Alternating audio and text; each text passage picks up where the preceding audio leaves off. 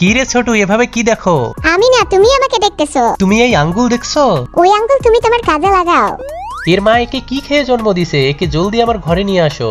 আমার মিন্টুকে আমি পাচ্ছি না, আমি তো ওকে এখানেই ছেড়ে গেছিলাম। এরা তারা মিন্টুকে নিয়ে যাচ্ছে।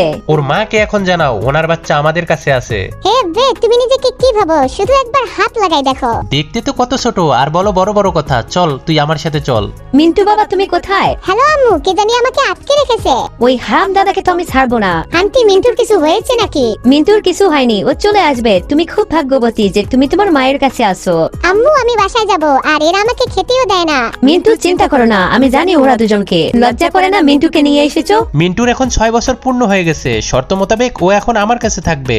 সরো এখান থেকে। তখনই রিয়া সামনে আসতেই আমার আগের দিনগুলোর কথা মনে পড়ে যায়, আর আমি মাথা ঘুরে পড়ে যাই। হৃদয়, কি হয়েছে তোমার? প্লিজ ওঠো ওঠো। মা, এটা কি আমার বাবা?